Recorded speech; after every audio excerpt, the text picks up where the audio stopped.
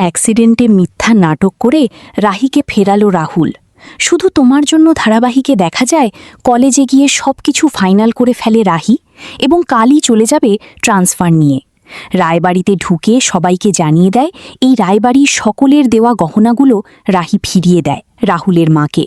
আর এসব সম্পর্ক ছিন্ন করে রাহি চলে যায় ভুবনেশ্বরে। বাড়ি ছেড়ে চলে যাওয়ার পর রাহিকে প্রতি মুহূর্তে মিস করতে থাকে রাহুল এবং বুঝতে পারে রাহি তার কতটা জায়গা জুড়ে আছে। রাহিকে ছাড়া সে বাঁচতে পারবে না। সে রাহিকে ভালোবেসে ফেলেছে। রাহির জন্য চোখের জল ফেলে রাহুল।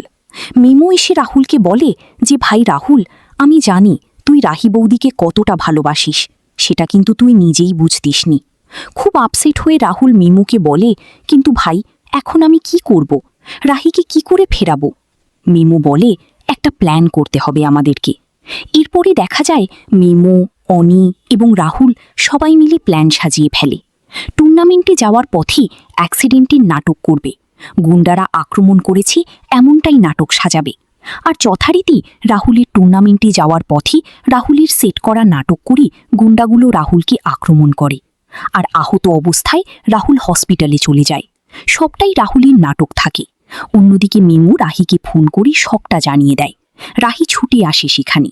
আহত রাহুলকে চারপাশে খুঁজতে থাকে রাহি। হসপিটালে চারদিকে তোলপাড় করে ফেলে। ঠিক তখনই সামনে এসে দাঁড়ায় রাহুল। রাহুলকে দেখে চমকে যায় রাহি। ছুটতে যায় রাহুলের কাছে, জড়িয়ে ধরে বলে, রাহুল, রাহুল, তুমি ঠিক আছো তো? রাহুল, তোমার কিছু হয়নি তো রাহুল? ও রাহিকে জড়িয়ে ধরে। আর তারপর মিমু, অনি সবাই মিলে হাততালি দেয়। সবার হাততালি দেখে চমকে অবাক হয়ে যায় রাহি। জানতে চায় এসবের মানে কি। মিমু রাহিকে এসে বলি, বৌদি, যদি কিনা এই নাটকটা না